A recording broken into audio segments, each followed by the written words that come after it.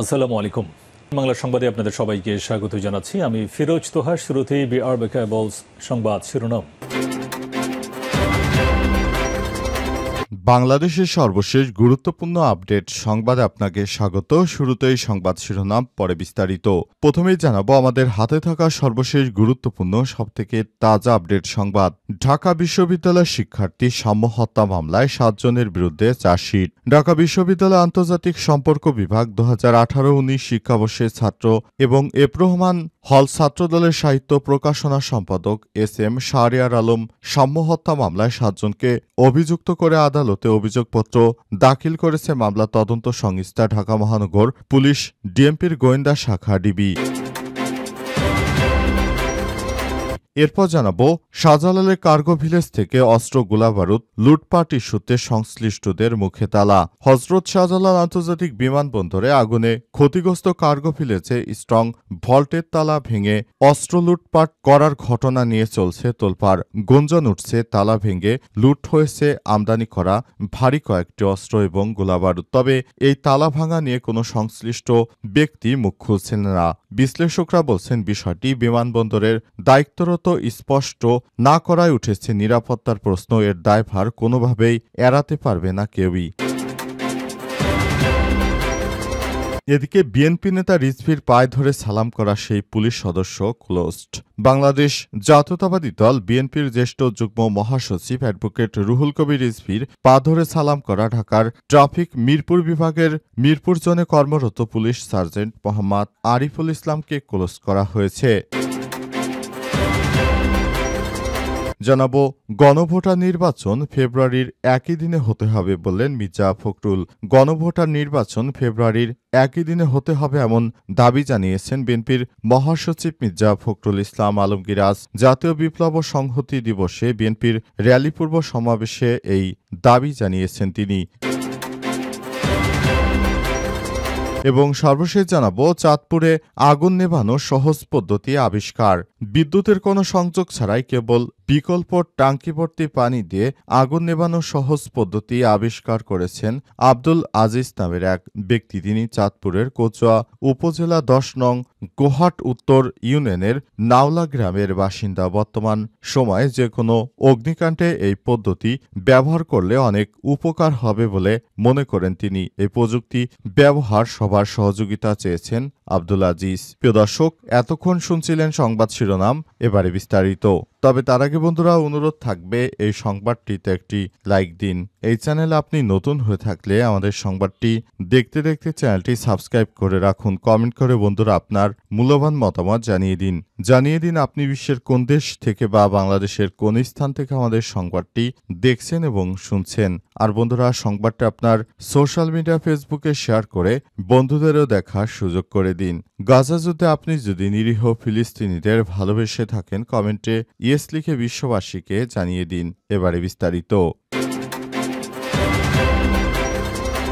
ঢাবি শিক্ষার্থী সাম্য হত্যা মামলায় 7 জনের বিরুদ্ধে চার্জশিট। ঢাকা বিশ্ববিদ্যালয় আন্তর্জাতিক সম্পর্ক বিভাগ 2018-19 শিক্ষাবর্ষের ছাত্র এবং রহমান হল ছাত্রদলের সাহিত্য ও প্রকাশনা সম্পাদক SM শাহরিয়ার আলম হত্যা মামলায় 7 জনকে অভিযুক্ত করে আদালতে অভিযোগপত্রটি দাখিল করা হয়েছে। মামলায় তদন্ত সংস্থা ঢাকা মহানগর পুলিশ ডিএমপি গোয়েন্দা শাখা ডিবি। হত্যাকাণ্ডে প্রায় 5 মাসের মাথায় মামলার তদন্ত কর্মকর্তা ডিবির ইন্সপেক্টর মোহাম্মদ আক্তার মোর্শেদ ঢাকার চিফ মেট্রোপলিটন ম্যাজিস্ট্রেট আদালতে অভিযোগপত্র দাখিল করেন। শুক্রবার 7 নভেম্বর অভিযোগপত্র দাখিলের তথ্য নিশ্চিত করেছেন তিনি। বলেন, অভিযোগপত্রে 7 জনকে অভিযুক্ত করা হয়েছে। 4 জনের বিরুদ্ধে অভিযোগ প্রমাণিত না হয় তাদের অব্যাহতির সুপারিশ করা হয়েছে। অভিযোগপত্রে আসামিরা হলেন মেহেদী হাসান, মোহাম্মদ রাব্বি ওরফে কবুতর রাব্বি, মোহাম্মদ রিপন ওরফে আকাশ, নাহিদ হাসান পাপেল, মোহাম্মদ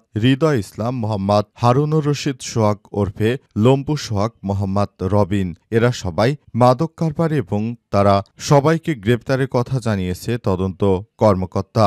অভিযোগ প্রমাণিত না হয় যাদের অব্যাহতির সুপারিশ করা হয়েছে তারা হলেন তামিম হালদার, সম্রাট মল্লিক, পলাশ সর্দার ও সুজন সরকার। সোহরাওয়ার্দী উদ্যানে গাঁজা বিক্রি করতে নিষেধ করায় শামুকে ছুরিকাঘাতে হত্যা করা হয়েছে বলে অভিযোগপত্রে বলেছেন আক্তার মোর্শেদ। 13 মে রাত 11টার দিকে সোহরাওয়ার্দী উদ্যানে ভেতর দিয়ে মোটরসাইকেল চালিয়ে আসার সময় ছুরিকাঘাতে আহত হন সাম্য।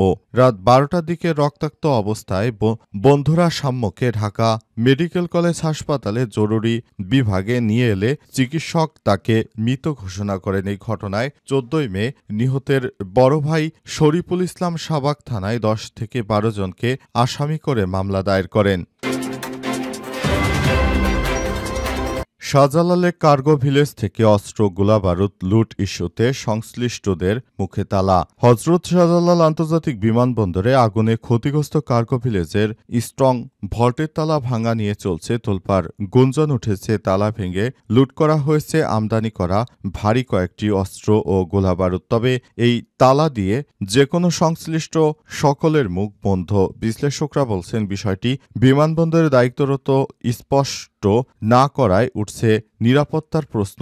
এর দায় এড়াতে পারে না কেউই। গেল 18 অক্টোবর বিমানবন্দরের আমদানি কার্গো ভিলেজে ঘটে ভয়াবহ অগ্নিকাণ্ড। এরপর নিরাপত্তা নিয়ে প্রশ্ন ওঠে। ক্ষতিগ্রস্ত কার্গো ভিলেজটির সবথেকে গুরুত্বপূর্ণ স্থান স্ট্রং ভল্ট। কাঠামোগত সক্ষমতায় ভয়াবহ আগুনেও তেমন কোনো প্রভাব পড়েনি ভল্টে। অক্ষত থেকে যায় আমদানি করা অস্ত্র গোলাবারুদ সহ স্বর্ণসহ গুরুত্বপূর্ণ জিনিসপত্র। কিন্তু বিপত্তি আগুনেরও 10 দিন পর 28 অক্টোবর ভাঙা অবস্থায় পাওয়া যায় নিরাপত্তা বেষ্টনীতে থাকা স্ট্রং ভল্টের তালা। এই ঘটনায় বিমানবন্দর থানায় সাধারণ ডায়েরি করে বিমান বাংলাদেশ এয়ারলাইন্স যদিও ভল্ট থেকে কোনো কিছু লুট হয়েছে কিনা তা বর্ণনায় নেই ওই জিডিতে। তবে কয়েকটি গণমাধ্যমের খবরে বলা হয়েছে লুট হয়েছে ভল্টে থাকা কয়েকটি অস্ত্রের বিষয়ে কোনো বক্তব্য দিতে চায়নি বেসরকারি বিমান চলাচল কর্তৃপক্ষ। এই ঘটনার অনুসন্ধান তদন্ত কমিটি গঠনের কথা জানিয়েছে বিমান বাংলাদেশ এয়ারলাইন্স। বিএনপি নেতা রিজভীর পা ধরে সালাম করা সেই পুলিশ সদস্য ক্লোজড।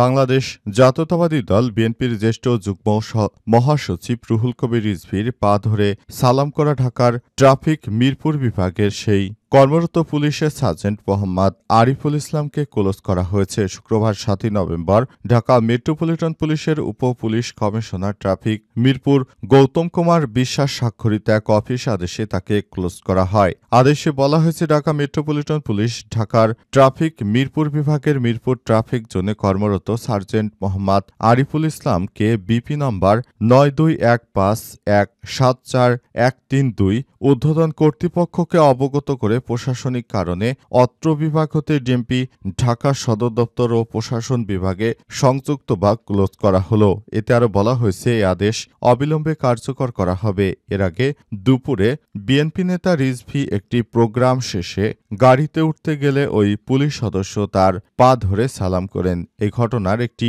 ভিডিও সামাজিক যোগাযোগ মাধ্যমে ইতিমধ্যেই ভাইরাল হয়েছে। এই ঘটনার কারণে পুরো এলাকায় থমথমে অবস্থা বিরাজ করছে। গণভোট নির্বাচন ফেব্রুয়ারিতে একই দিনে হতে হবে বললেন মির্জা ফখরুল।